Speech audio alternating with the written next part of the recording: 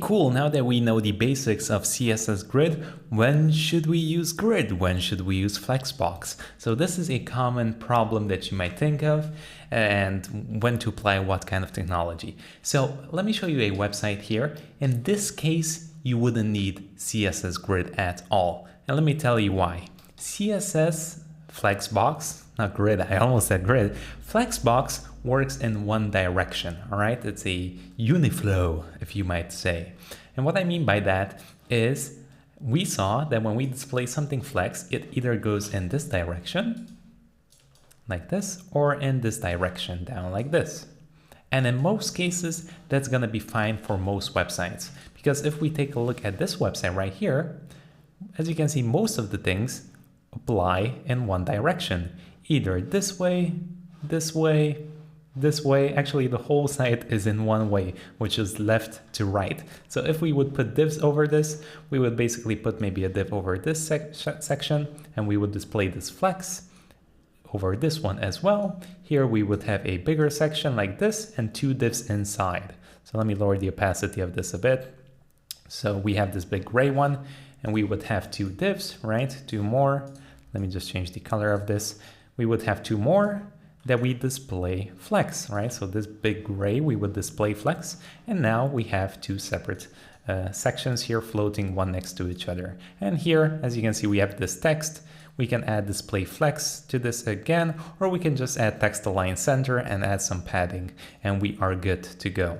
Or display flex, and we can change it to column, so the text and everything flows this way, right? Something like this. Okay, so it's very simple. We don't need anything else here. That works beautifully. And the same goes here. As you can see, this is just a few boxes here that are added display flex. Okay, here as well, kind of the same thing as up here. And generally, that's kind of the whole thing.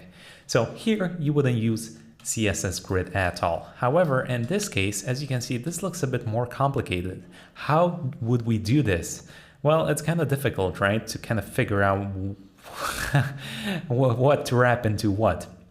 So in this case, the layout doesn't flow in one direction like this or like this. It flows in two directions. It's a 2D layout, which means that you're going to have some content like this. You're going to have some content like this, maybe one that's going to flow like this and up like this. And maybe this one's peeking through a bit like this over on top of this. So it's way more complicated, okay? So here we would use CSS Grid because that basically allows us to create these columns like this up and down, and we can basically put the content in any way we want. I'm gonna show you this in just a bit when we create our website.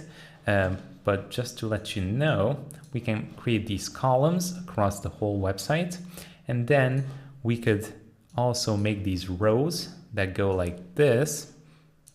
And then what we can do is we can literally position our content based on this whole big grid. And we can do it in any direction, wherever we want. We can also leave spaces. For example, here on this website with CSS Grid, what I can also do is maybe just leave an empty space here if I want like this, or maybe down here. I can also stretch it up like this, or I can go like this, leave some empty space here, or add any content, any direction I want almost. Okay, so that's going to be the difference between CSS Grid and Flexbox. Just to know, when you have a website that kind of flows in one direction, you don't need CSS Grid. All right, so let me kind of show you the website that we're going to build, which is this one, where we're going to apply CSS Grid. So in this case here, there's not much to this. We're going to create a simple nav bar, and we're going to have this section with the text and an image on this side. So this is just a simple display flex, put some content here, some content there, and that's it. Moving down here, same story goes. We just have two big divs here that we just display flex, and then we just add some content. However, here, as you can see, this is a bit more complicated. We have this part of the image stretching all the way here, then this goes all the way down here, and then these are two small boxes. So you can imagine that this would be a bit more complicated to achieve with Flexbox. We would have to have a big section like this, right? And let me change the opacity of this to something like 40. Okay, so we would have this big gray box here. And then, I don't know, we need to float this thing to the left. So maybe wrap this 2 more like this. Let me change it like this and like this.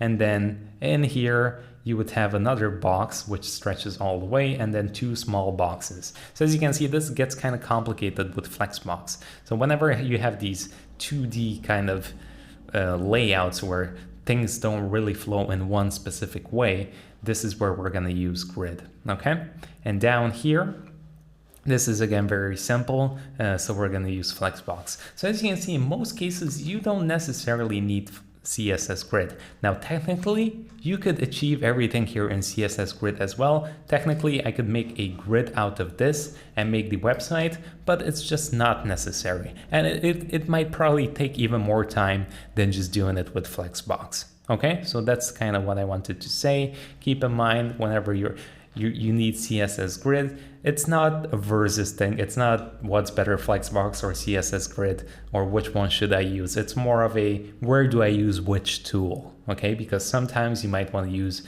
both of them together. And in this case, this section is going to need a CSS Grid. Okay.